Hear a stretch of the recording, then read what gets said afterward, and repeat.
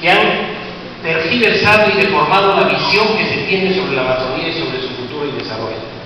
Primero es el mito de la uniformidad. Desde Lima, donde se han tomado casi siempre todas las decisiones sobre la Amazonía, se ha pensado que la Amazonía es una especie de mesa de billar, donde todo es plano como en la costa, donde tú puedes sembrar lo mismo en un lugar que en otro, y la Amazonía no es así. Vista desde el aire, me van a disculpar, voy a tomar un traguito de agua porque estoy un poco seco.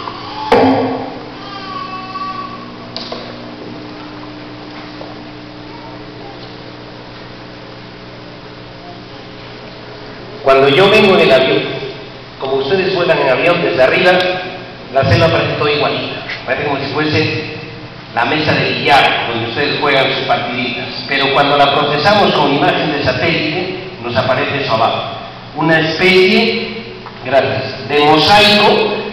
¿Y qué nos indican estos colorines? ¿Qué nos indican? Que hay una gran diversidad de ecosistemas, de tipos de bosque creciendo sobre suelos diferentes, con origen diferente, con textura diferente y con capacidad de uso mayor diferente.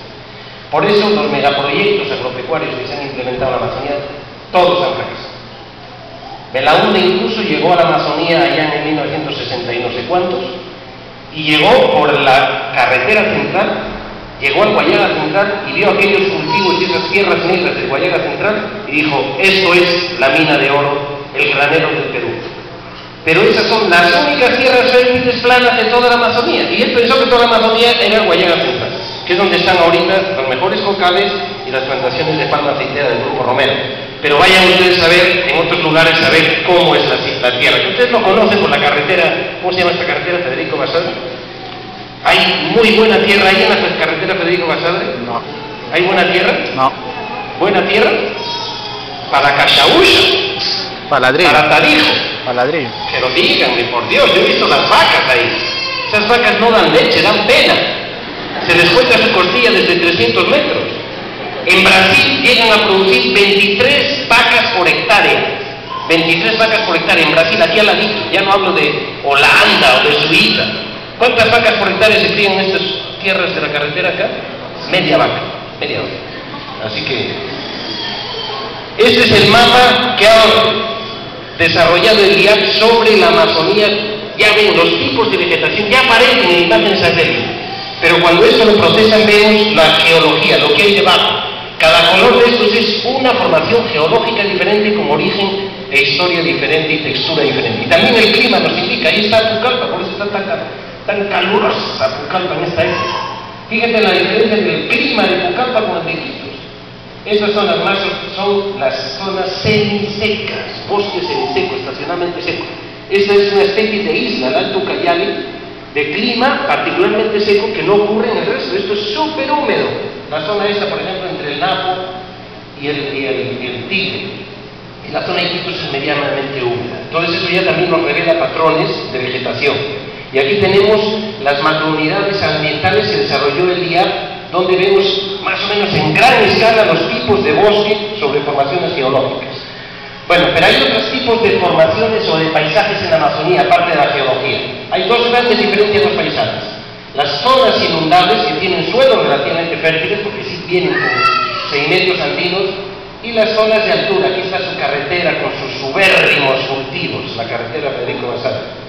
El llano amazónico es un paisaje, sin embargo, labrado por los ríos, donde los ríos determinan la dinámica de los sedimentos en la zona inundable. Y aquí tenemos un ejemplo, el río Macicea, creo que es Ucayali, ¿no? Ucayali. Fíjense, en pocos años, entre el 90 y el 98, un tremendo cambio, cómo cortó por aquí el río y se formó una inmensa concha, o tipisca al principio, después concha, después se forma pantano, etc. Y así evoluciona. Aquí tenemos otro río, también con la evolución, conforme va erosionando y se forma. Fíjense, aquí está formada tipisca, cuando todavía entra el agua en el río, blanca, y cuando ya es concha aislada del río ya se forma agua negra, con penetración de luz solar y con mayor productividad. Y aquí tenemos su querida Pucallpa, con el aeropuerto y Arinacocha, etc. Y como todo el mosaico de suelos, claro, las zonas más claras son las zonas ya dedicadas a cultivos, ¿no? Entonces tenemos, sin embargo, dos tipos de bosques inundables. También los bosques inundables se diferencian entre sí. Hay dos grandes, el de ríos de agua clara o agua negra, esta es una foto del río Nanay, que tiene pocos sedimentos y por tanto sus áreas inundables son pobres. De hecho, nadie cultiva nada en las orillas del río Nanay. Y este es el río Napo, o Cayali podría ser, pero esta es una del río Napo, donde sí hay sedimentos ricos en nutrientes porque tienen sus nacientes en los Andes. Entonces, hasta las áreas inundables también tienen diferencia. Los ríos que tienen naciente en el llano amazónico, como puede ser la Guaitía, el Macicea, el Cuchabatá y cualquiera de esos, no tienen buenas áreas inundables para cultivo. Estos suelos de las riberas de los ríos donde se produce la agricultura más rentable y sostenible, porque reciben aportes de nutrientes, son suelos profundos, neutros, ricos en cationes, etc. Pero estos son los otros ríos nacientes en el llano amazónico. ¿Cuáles son los grandes retos para conservar y manejar estos ecosistemas? Primero, mantener la funcionalidad y productividad de los ecosistemas. Esto es importantísimo, amigos. ¿Qué significa mantener funcionalidad? El ecosistema, no solo, yo veo, y me parece muy bien, que pongan énfasis los conservacionistas en conservar especies, pero una especie no se conserva solita, la especie depende de un ecosistema, y ustedes pueden estar perdiendo el tren de la historia si solo se ponen el foco en una especie. La maquisapa está amenazada, el jaguar está amenazada, la guinardía. No, el ecosistema debe estar cuidado en su conjunto, porque el ecosistema se compone de millones de especies. Entonces, ¿qué significa la productividad y funcionalidad? Que esos ecosistemas estén sanos para que sigan produciendo para beneficio de la gente, que eso es lo más importante, porque aquí se ataca a los conservacionistas de que son los enemigos del desarrollo. Vamos a ver ahorita de que es todo lo contrario. La gente que ha promovido el extractivismo salvaje y el saqueo de recursos, etc., son los que han provocado la tremenda miseria en la que está sumida ahora la Amazonía. Ese camino va al desastre, a la catástrofe. Cada vez hay más hambre y pobreza en las zonas rurales de la Amazonía. Eso lo pueden verificar en cualquier estadística del Instituto Nacional de Estadística. Pobreza y pobreza extrema, los distritos más pobres del Perú están en la Amazonía. Entonces, por ahí no va el camino, eso es clarísimo. Entonces hay que recuperar, en caso que se haya perdido, mantener esos ecosistemas sanos y funcionales, produciendo bienes y servicios para beneficio de la gente. El otro es conservar la biodiversidad en los procesos ecológicos. Biodiversidad es una cosa, es especies, también genes, también variedades, también ecosistemas, pero también los procesos. Les voy a poner un ejemplo. Generalmente se ponía énfasis en conservar áreas para conservar especies. Ustedes dicen, bueno, ya tenemos Pacaya Samilla, ya está conservada una población representativa de la fauna de bosques inundables y de la lupuna y de la capirola, ya qué más quieren, lo demás vamos a explotar. Ustedes saben que los peces que se pescan en Pacaya Samilla migran miles de kilómetros, algunos se reproducen en las cabeceras del río Cayali o del río Guaitía, otros se engordan en la boca del río Amazonas, migran 5.000 kilómetros. ¿Qué pasa si no conservamos ese proceso de migración de los peces? Tú puedes estar protegiendo una parte de su ciclo biológico y la otra no.